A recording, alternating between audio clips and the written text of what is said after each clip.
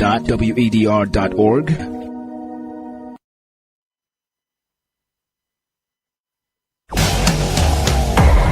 Attention, ladies and gentlemen. It's time to embrace a youthful mindset and envision your future. Take the lead is in your walls. Take the lead is in your walls. This platform serves as a space for engagement designed to equip young people to become effective leaders. They are actively contributing, creatively engaged, and determined in various fields. And now, this is Take the Lead.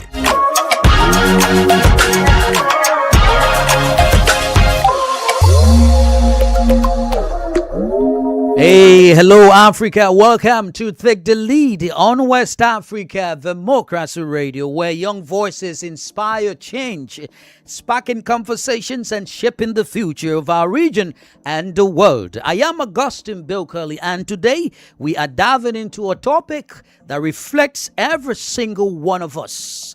It's digital reputation and how to protect your dignity online and through responsible content management. Think about it.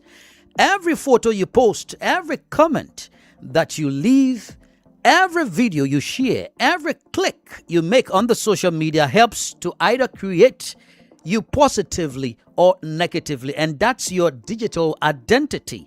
In just a few seconds, one post can reach thousands of people, but its impact can last forever. It could open doors to exciting opportunities or close them before you even realize it. So, how can you build a positive online presence? Tell us, how do you stay safe, protecting your identity and making sure that social media work for you instead of it working against you? Still with us live on 94.9 FM, Dakar, Senegal. We are also streaming online. Catch us on YouTube and Facebook at WADR English. We want to hear from you. Share your thoughts with us. Some of you are into this digital marketing. Some of you are content creators. How do you use those social media platforms to protect your identity? We will read out your comments just right here on the show, because this is Take the Lead, where your voice matters, your ideas count, and today's conversation could shape tomorrow's future. So please stay with us. We have exciting youth with us today and a doctor who is also here to share experience regarding the topic. In the studio, we have Fatia Sissoko, and Fatia is a young entrepreneur. She's also the CEO of Passion Nei. It is an ethical and sustainable clothing brand that makes women feel empowered, well-dressed, regardless of their ages. And it's good to have her back in studio with us. How are you doing, Fatia? Welcome. Hello, Augustine. I'm very fine. What about you? Well, I'm okay. You can just get closer to the microphone so that the listeners can hear you. How are you doing again? Welcome to our studio. Thank you for receiving me. I am very fine and very happy to come back here. How are you, Augustine? Well, I'm fine. How's the business, the brand? It works. Okay. It works. Yes. Especially women, are young people coming to patronize your business? Yes. That's good thing to hear. Well, on my immediate right is Manuru Sise, and he is an official of the Sierra Leonean community here in Dakar, Senegal. He is the deputy project director at this wonderful institution. It's good to have you with us, Muniru. Welcome. Thank you. How is it going with you in Senegal? It's good. Okay, and the organization too? It's so great. It's the first time being here, and you actually came on time. So how was the reception? How does it feel like in the studio? I feel so great to be here. Wonderful. I Well, appreciate that. you are certainly and highly welcome. Dr. Ineza K.J. Desiree is a first-year medical resident in neurology at the Fan Teaching Hospital in Dakar, Senegal. He's also joining us on the program today. It's good to have you, Dr. Julian. Welcome. Thank you very much. And how's the work at the hospital? Yeah, it's very busy, but today at least I got time to be here. Yes, and we appreciate the time. I know it's not easy for a doctor. You have patience coming all along. You have too many things to do. But we appreciate you taking up your time to come and speak to the young people. No, thank you, Augustine. All right. Well, joining us from Nigeria is Simbiat Bakari, and Simbia is the founder of Naija Feminist Media. How are you doing, Simbia? Welcome. I'm fine. Good evening, and thank you for having me on the program. It's always a pleasure to be here. All right. How was Nigeria this afternoon from our end? Nigeria is fine. Thank you. Great. Well, before starting the show, it's important that we provide you a summary of what digital reputation is and some basic information that you need to know. So right now, let's join WADR Sankula Janko with the details.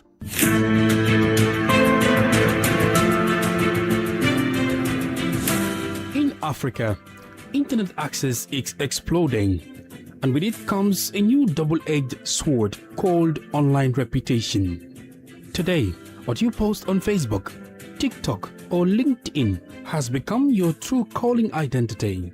Recruiters, investors, or even just partners, everyone now types your name into online platforms before considering an opportunity.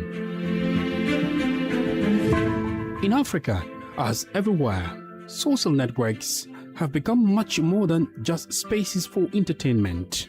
They are digital showcases where everyone often unconsciously builds their image and reputation. A photo, a comment, a video, or a simple share can have lasting consequences. This is what we call online reputation. The image that a person, a company, or an organization projects on the internet. Inappropriate content, hate speech, misleading information, or impulsive posts can damage a career or close doors. In a continent where young people are connected and the digital economy is booming, mastering one's digital identity is becoming an essential skill. Before publishing, a crucial question must be asked. Does this content reflect the image I want to project today and tomorrow? Because on the internet, while a message is published in seconds, its consequences can last for years. Therefore, it is always important to create and maintain a positive reputation on social media.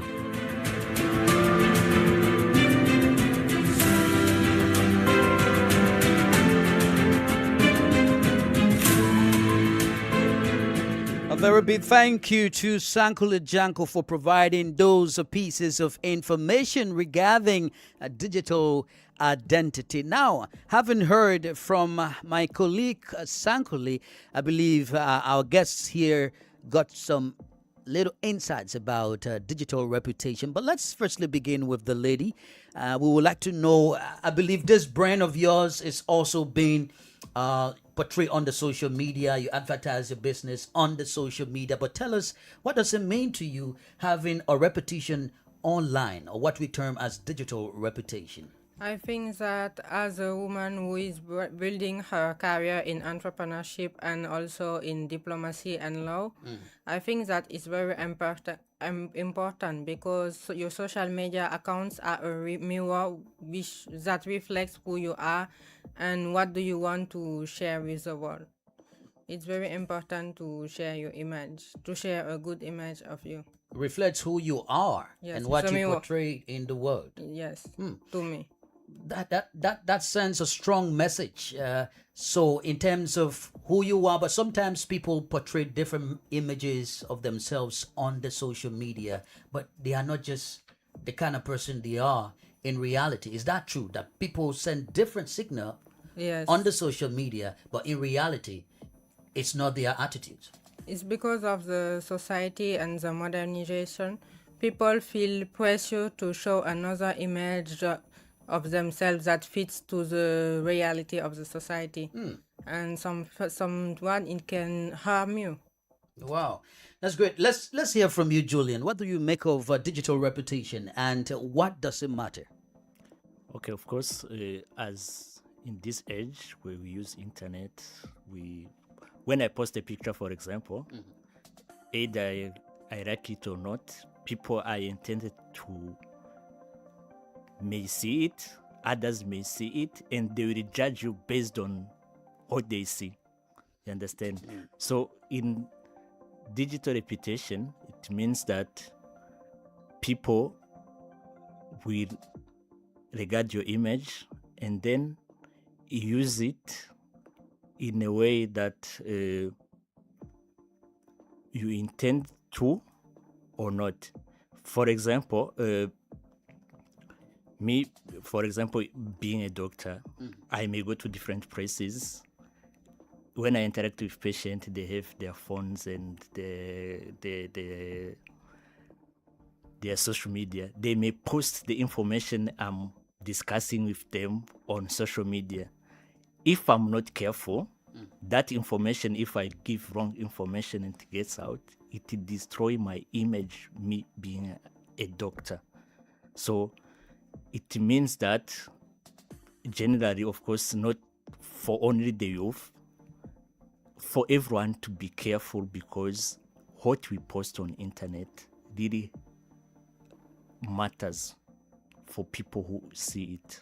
But there was this argument that the social media could just be a place to stress-free yourself. It's not really something serious that we should consider. Do you buy in with that idea? No, I don't. Why? No, because it's you. The image you put out, it is you. You understand? Someone, for example, may not want to associate the brand they see on internet and their brand, and they are free to choose if they want to associate with you, with what you do behind it. Okay, we can say it's behind what you do professionally, but it is still you. You understand? If, for example, the people, we have different brands, for example. Sometime if one of the employees is seen doing something, people may find it as them representing the brand, even if it was not intended to. That's why it should matter what you post, even if it is out of, it's your personal time, but it matters. Okay. Yeah. Well, that's what's coming from Dr. Julian. But are young people really aware of the effects of their reputation online? That is, do they think about what will happen, or how would they be affected, whatever they put on the social media? For you, Muniru Sise. Thank you for that noble question. And I believe that when we talk about a reputation, it gives out your dignity, your respect, your worthy, depend on the kind of context that you post on social media, because it represents you. You understand? And coming back to good post, that we represent you in a good way by posting good things on social media. But when you post bad things on social media, it's going to represent you. Even if you delete it, it's going to be in another platform that you will never know. Okay. And it represents you in bad ways.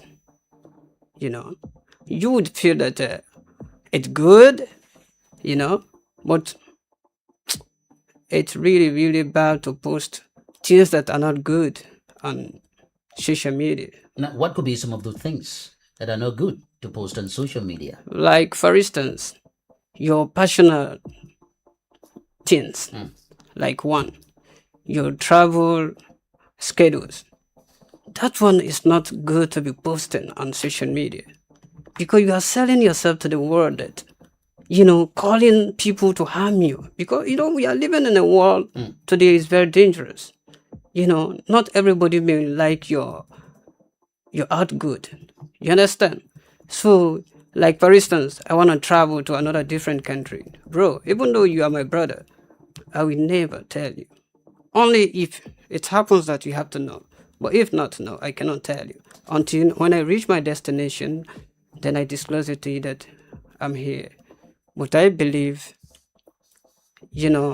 posting good things on social media will represent you in good ways. Okay, let's hear from Symbiat, who's joining us online. I'm keen on, we'll talk about, both the positive and negative aspects, but there are some information like so far Maniru has stated about maybe traveling information or personal information, but there could be other information that are harmful when you post them on the social media. What do you think are some of the online content that could harm a person's reputation?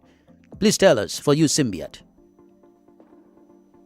Yeah, so I'm going to be coming from my perspective as a gender advocate. So we see a lot of things posted on social media, and you see men saying really misogynistic things against women. So you see people calling women who are just going about their day prostitute. They want to go viral, right? You see women defend. You see people really defending is not just limited to men. You see people defending rape. You see people defending domestic violence and things like that. Now, I want to emphasize that it's not mainly about not posting on social media, right? So it's not like old harmful ideologies and harmful beliefs, but don't post it on social media so that people will not know that you're a bad person or or you hold such dangerous belief. I'm going to go to the root cause should be work on yourself so that you don't have dangerous ideologies or perspectives. Because even if you're not posting comments, we are seeing what you like, we are seeing what you retweet, right? So it goes beyond just posting comments. So it's also intersections with the type of people you follow. So if you are following people that are very famous for sharing misinformation, sharing disinformation, causing tribal wars, promoting gender-based violence, sharing misogynistic things, when women speak up about saying somebody has violated them, you are the first person to start shouting false accusation. They are the ones saying, but you two are prostitutes and things. You don't then follow people that are harming your ideologies and making you behave in behavioral patterns that are actually harmful towards you. And I also like to reiterate that it goes beyond liking, tweeting, and commenting. We've seen cases whereby a man will go into a woman's DM to talk to her provocatively, right? Thinking, because it is in DMs, it can affect him. But in Nigeria, for instance, we've had cases where we advocate takes it off and send all the screenshots of the things he has been posting in women's DM in such a way of sexually harassing them and sending it to their employers to say, these are the type of people, you employ in your organization. We thought you stand up against sexual-based violence, and they actually sack the person. We've also seen scandals like the Paystack founder, I can't remember his name off the top of my head. Years of content he has been posting. So it's not even content that he's been posting now, but years of content he has been posting back, snapping the backside of his colleagues and posting it on social media, saying that raping girls is good to curing HIV.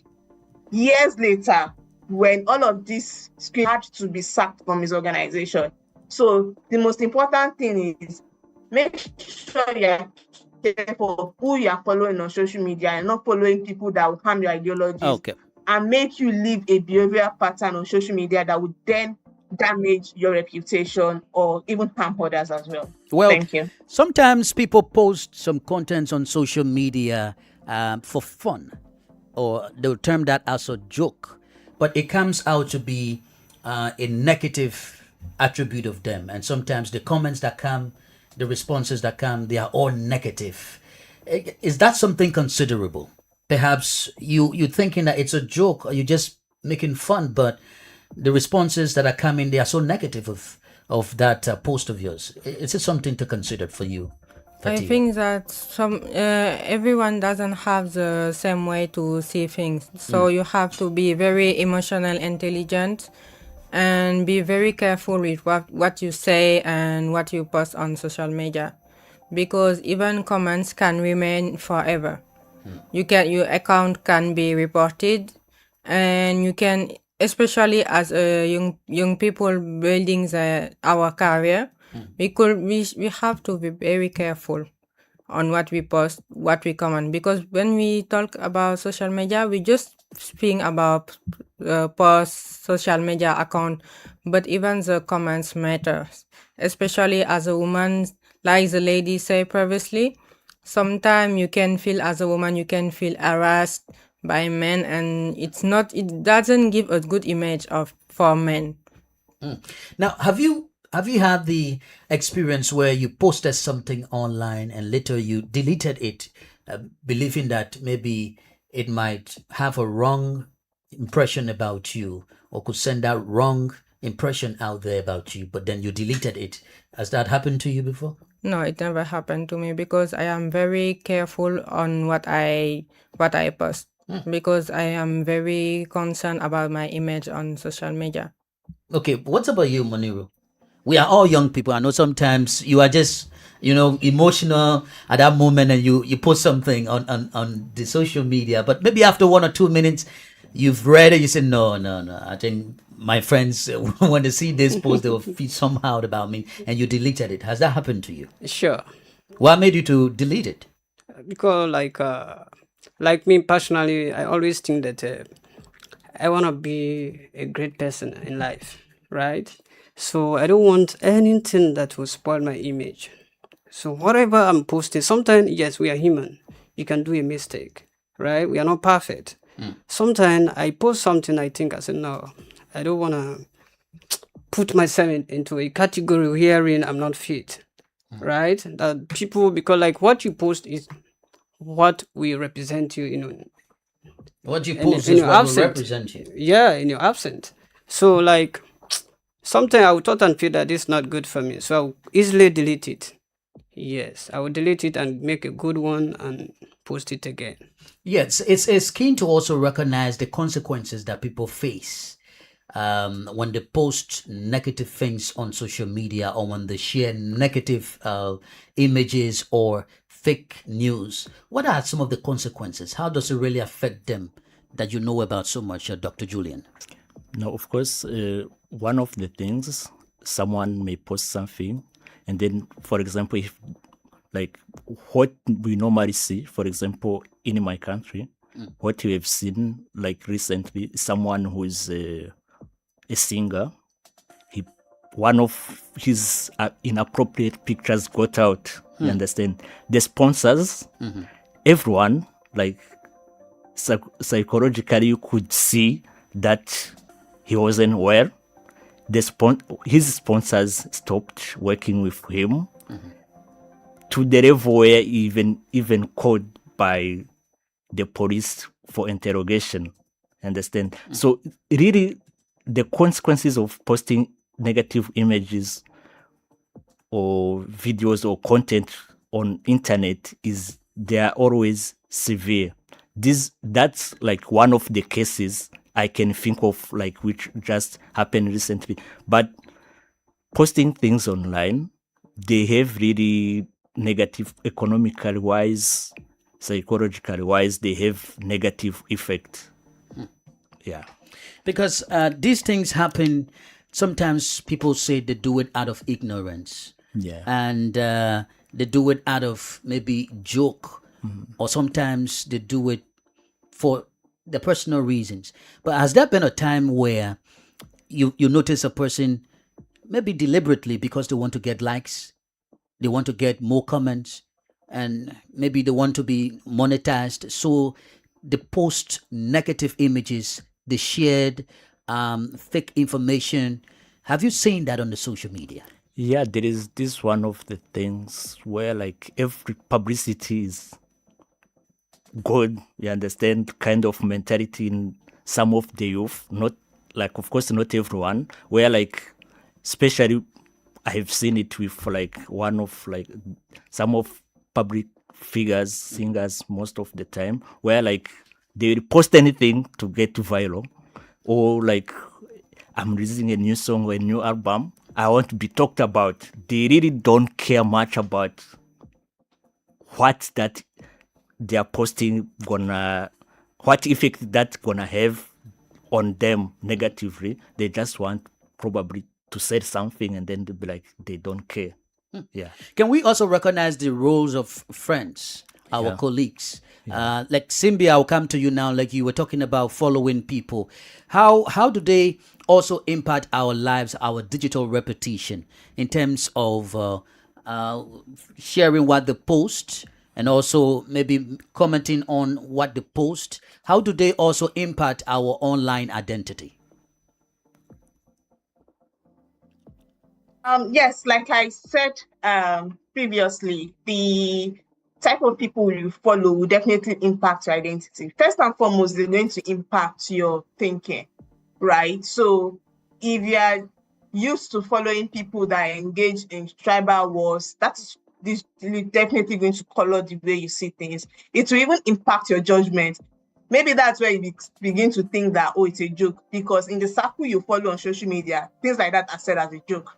Or in the circle of those we follow on social media, things like that are said as normalization. In the circle of people that we follow on social media, things like that get promoted, right? Or it goes viral. So those are the type of impacts, the circle you keep on social media could affect you. So it's very important to have like a diverse form of views of people that you're following. You're not living in a bubble or in a bubble or in a color world where you're only listening to one dimension of information that are definitely negative. I think this is cultural or this is not, because there are now increasingly consequences for it. And to just give few examples, recently there was a guy that was arrested because he had been bullying a widow, that's a popular musician in Nigeria, Mohbad, who had died, and he had been bullying the wife. And recently they sentenced the guy to prison for cyberbullying. So these are some of the serious consequences. Definitely he's not the only guy that's been cyberbullying her. In fact, it was like a trend. But if they want to make a scapegoat of somebody, it might just be you that they will select. So you may be thinking, everybody is doing it, it's fine. But if they want to pick a scapegoat, it may definitely be you. And aside from that, it should not just come from the principle of, oh, okay, you could open or expose yourself to harm such as going to prison, because if you cyberbully people, they should actually take you to prison, right? If you are causing harm to people through what you post, like, or share, there should definitely be a consequence for you. But like I reiterated, the main idea is give diversified perspectives, follow activists in the space, follow diverse conversation, so that you're not boxing one world view that will now make you think things that are not normal or things that are negative and normal, thereby consequently making you a negative or bad actor in the information ecosystem, in the space, and even for you as a society. Well, how can a young person maybe address the issue of their image being posted negatively?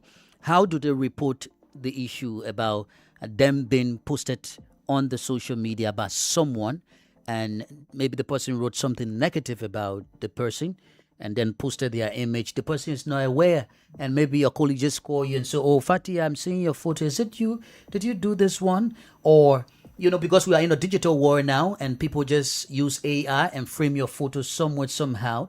How do you respond to that? I think that as a legal professional, you can just use law. Because in Senegal, we have a law text about it. It's the law 2008, I think. And you have a lot of text about it. And you can report them to the CDP, Commission for Data Protection. And just let the law do her thing. It's simple. You just have to report them. Yeah, but what's the process, you think? Because the person is online. How do you think they will be able to get the person? And to some extent, some of them might just maybe deactivate the account. Does it make it worse? I think that you can be in touch with a cybersecurity specialist, and I think it's not impossible to find that person. It's not with technology. It's not. Okay. You just have to report them to the police and let the law do her job. What about the roles of universities employers checking on applicants' social media accounts, is that important before maybe offering a person a job or maybe admitting the person to the university? They want to check your Facebook account, your LinkedIn account, to just maybe examine your character. Is that necessary? Is that important? And what impact it also plays in protecting your identity for you, Maniru? For me, it's important in some ways. Right? Some ways. Yes. Not always. Not always, but it's important. Because like you cannot employ someone that you don't know. You must have to get detail of that person. Sometimes somebody can write something, but it's just written. You don't know. But when you go through the person page, or you go through certain kind of something that will give you more information about that person, then you will know that this kind of person is a good person or is a bad person, or this person is fit for this kind of job, or the person is not. Should that be a prerequisite for admission to universities before getting a job? Should that be a normal procedure or standard procedure now that people should adapt? Of course. What do you think about that, Dr. Julian? I don't think it should be a standard, but in this recent age, it is always used because sometimes the image we portray and what we have as our digital fingerprint is different.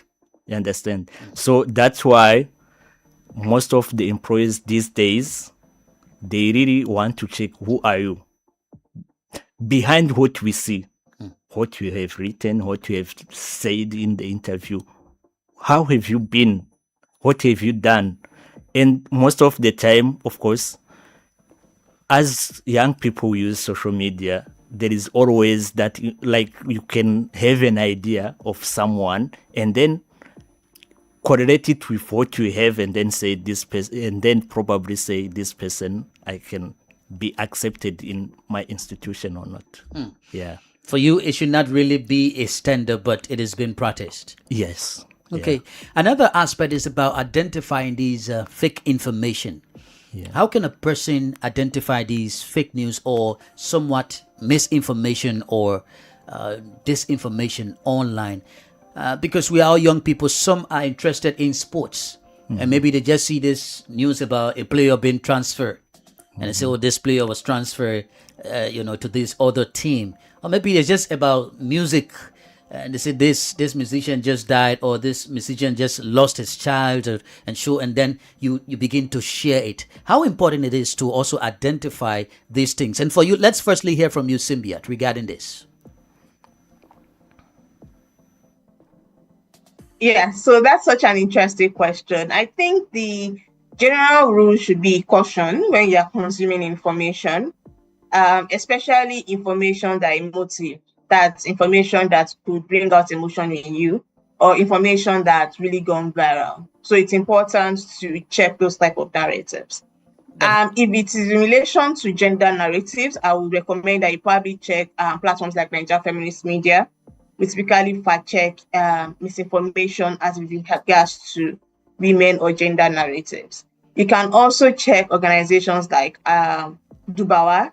Dubawa fact check information that happens in the West African region, Nigeria, Ghana, Sierra Leone, the Gambia. So, and another interesting thing about Dubawa is on the website, there's a tool. There's a fact-checking tool that's there. So if you're not sure, just go to the website and just click in one of their buttons where you see and ask whatever information. Is this true or not? But also beyond that, you can just Google. If you Google if this information is true or not, you will likely see fact-checking organizations who will probably they've done reports on it and will definitely bring it up. But yes, intentionally or unintentionally, some of us have been victims of fake news. So the general rule is just to make sure that you're cautious, and if needed, just make sure that you check fact-checking organizations just to see if the information is true, false, or misleading before you then spread it all out. Has it happened to you? You sharing an information that was fake or misleading? Because when you talk about some of us being victim of the circumstances, can you share with us your experience? I think it has happened in the sense that I've actually believed. So I can't really necessarily pinpoint if it's true or if I shared it, but I believed it to be said, oh, this thing happened, and I just taking it at face value and said it's true. So imagine my shock when I then see fact check on it saying, oh, it is not true. And I'll give an example of one of those fact checks. So there's during this football, there's this Akimi guy that was said to transfer his properties to his mother so that his wife is not going to get any portion of it during the divorce. So it was a conversation that went viral. Yeah, that's Hakimin. A lot of African Hakimin states. Yes, from Morocco. He plays for PSG. And it turns out that, it turns out that the information is false. And it's actually originated from a parody account, right? Account that does do parody.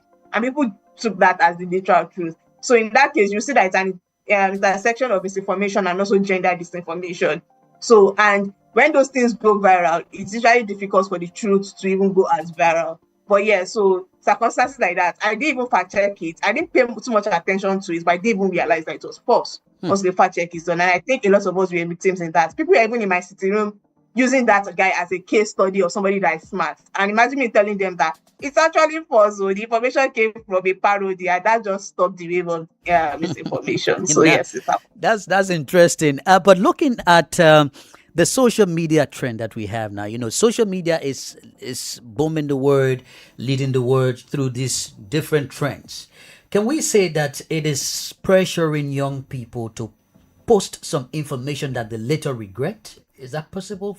Yes, I think that trend can really affect your image first. And as a young woman, I think that young people can have fun without losing themselves. How? You can share, you can travel, you can have fun and sharing good moments with your family or friend online, but you are not forced to do something that are not according to your values. But it's the trend, and everyone wants the trend. I think I am not really into the trend things. But you see, some of your friends do it, and they're normally doing this maybe on TikTok. They are doing their selfie, and sometimes they are sharing photos and videos of their friends who do that. And this is the pressure that comes, from social media. What would you say to some of them? I will say something very simple. Before posting something online, you should ask yourself, what would I do if this remained forever? This just a simple question. Because growing up, you will have a career. Because me, I do many things in life. I work as a researcher, a legal professional. I am entrepreneur. I think that in 10 years, I will have a certain age. What would I do if my kids saw it? What do I feel comfortable with seeing my kids or my little brother and sister seeing me do some kind of things, or my my coworkers or my future boss or my partner, my business partner. So I should ask myself, okay, I'm young.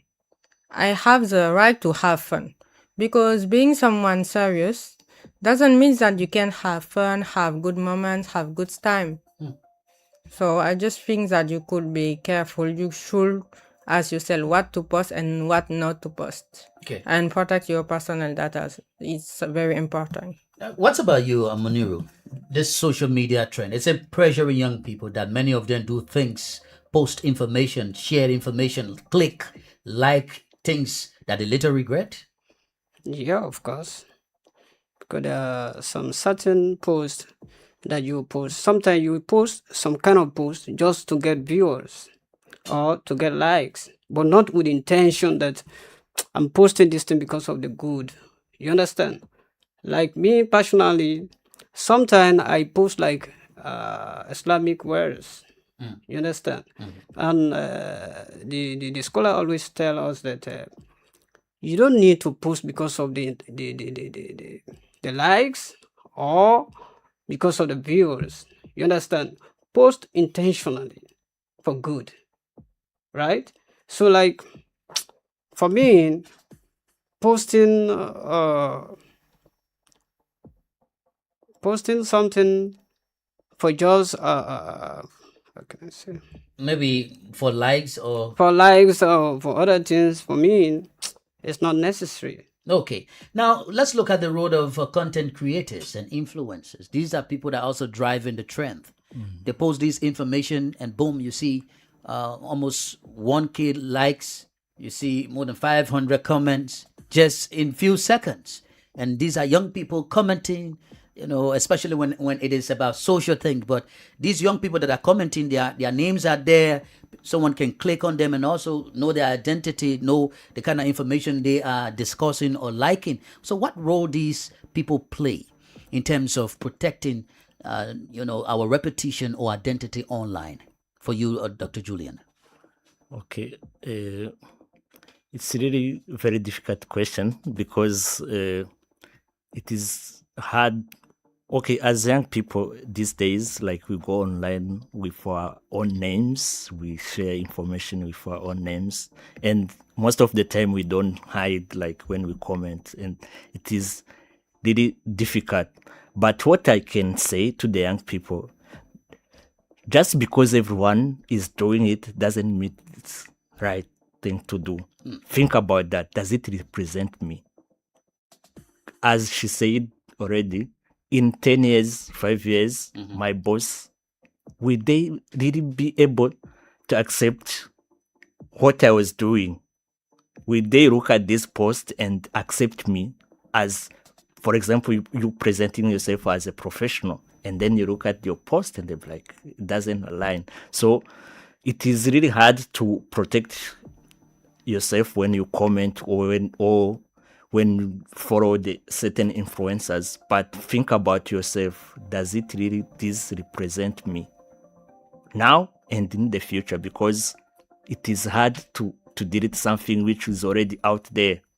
Yeah. It is hard to delete it, which is already out there. But maybe a Symbiad can contribute towards this. What about maybe just deactivating my account? What about removing myself on social media when I have maybe caused damage, and to avoid the backlash or the consequences, I just maybe erase my digital footprint? Is that possible to you, Symbiad? Is that possible? Oh, well, after the backlash with the Paystack founder, Israel Luby, he did deactivate his account, right? So at first, when the issues of the things he had been posting on social media had been coming out, talking about raping girls, cure HIV, sleeping with cats, and all of those things. At first, he was acting on board that, like he was posting about his birthday. But when the backlash became intense, he had deactivated his account. But deactivating his account did not erase the consequences of his action, because then his organization did sack him. Even though he was part of the founders of the organization, but he had sold the organization and he was working in the organization, but they had to fire him because, they can't have somebody like that being actively a member of the organization. So deactivating your account is just like burying your hand in the sand when the damage is already done. It doesn't necessarily erase consequences of your action. It does not erase somebody like me using you as an example in radio stations, for instance. I know it doesn't erase the thousands of articles that have been written about your actions, the screenshots that have been put there about your actions. So it really, maybe the only thing it does for you is reduce the pop-ups notifications on your phone. But in real life, people still know you. In real life, people will either avoid you or even still ask you about it. So deactivating doesn't do anything. And like most of the guests are reiterated, just be a agent for good. And I would like to emphasize that, young people are the one that actually dominate social media, especially in spaces like TikTok. It's young people that dominate this app. So if young people choose to use the app responsibly, you would see that even whether you're a social influencer, you are a content creator, or whatever your role is in the digital space as a young person, as long as you are using it for good and you're using it to have fun in a nice and good way, you'll actually be contributing to a better world. Oh, great. Now, as we wind down gradually, let's look at the role of schools, the role of communities, the roles of parents in helping young people to become responsible digital citizens. What do you think these parents, schools, and the communities can do to help these young people? Thank you, Augustine, for this question. I think that everything starts at home. You just as a parent, you just have to educate your kids, teach them values, and teach them to respect themselves and love themselves first enough, not to post some things that don't reflect them, just for approval. Okay, let's hear from you, Symbiat, as we take leave of you. What would you say to young people, or even the role of communities, parents, and schools in helping young people become responsible digital citizens? So for parents, they should monitor the devices of their children. A lot of parents do not even know the type of companies their children keep online, right? So their children may be doing something they don't even approve of, but because they are not monitoring them, they don't know. And that's basically because maybe they're not digital savvy. But it would always be good if you know your children are on any social media space, just coach them. Same with teachers or training centers. Just make sure that we carry this kind of coaching forward, coach young children. And when they are teaching us about moral education then in school, so let that be responsible digital usage to be part of the things you are training students about. Also, fact-checking organizations and even organizations like Nigeria Feminist Media, we go to schools to train, and we also train them on being responsible online citizens. So schools should also partner with human rights organizations so that the experts in the industry, so that they can come and train their students in order to be responsible online citizens. So all of this will communicate into something very good for the world. So whether the parents are not doing it, they are not equipped to do it, or teachers are not equipped to do it, then find the right mentors for them so that they are able to actually use their platform for good. Thank you so much, Symbia, for being with us again today. We will keep in touch with you for another edition. Thank you so kindly. Thank you. All right. Well, before we hear the parting comments of our guests in the main studio, let's see what's happening online on our social media page so far. Journalist Elijah Tugbe-Wisse says he's following from Sino County. That's in southeast Liberia. Sogna Jara Bosoge says we need to post to inspire, to give an example, and to call to action, not for only collecting likes and comments. Thank you, Sogna Jara Bosoge, for that inspiring word. We really appreciate you. Now, let's hear from you, Moniru. What would be your advice to someone who has already damaged his or her maybe image online, and now they are fighting to regain that respect? What would you say to them as you take leave of us today? Thank you, Mr. Moderator. Like for me personally, I believe posting good things on social media is very much good. Like things that are educative, things that are entertaining, things that motivate people to do good things, not things that mislead people. So I'm encouraging any young African or around the globe to be posting things that will educate people in a good way, to entertain people, because that's part of life. And also to post things that will motivate people to do good things. Thank you so much for coming today. We really appreciate you. You're welcome. And to you, Dr. Julian, what will be your advice to that person who has already damaged their image online and wanting to regain them? No, of course, it's to be honest, anyone can make a mistake, of course. Don't run away from consequences.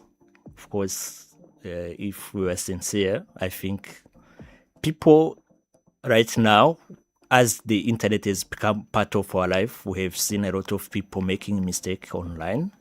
So I feel like you don't run away from consequences. You apologize. I think you can regain with time, of course, because once hope respect is lost, it takes more time to regain again. But I think it's possible.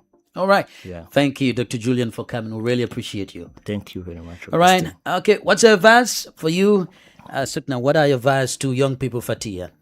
I think that we are all human, and we all do mistakes. Because you didn't write good things on social media doesn't mean that you are a bad person. You just have to rebuild your image and to post better contents. Like, there is many things that you can post on social media, such as educational content. You can post your achievement, your personal views of things, even your own opinion of political things, or even there is a lot of things you can post. You just have to rebuild your image and to go ahead. Thank you so much, Fatia, for coming again today. Thank you for the invitation. Well, listeners and viewers, that's it on this edition of Take the Lead on West Africa, Democracy Radio 94.9 FM, Dakar, Senegal, and online at WADR.org. We are always delighted to have you with us. Please join us next Friday for another live episode of this program.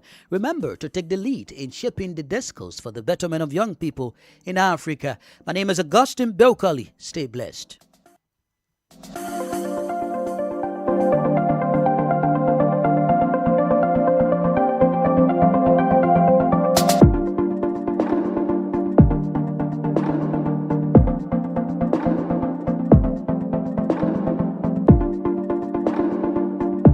WADR. You can listen to us on 94.9 FM in Dakar through our website www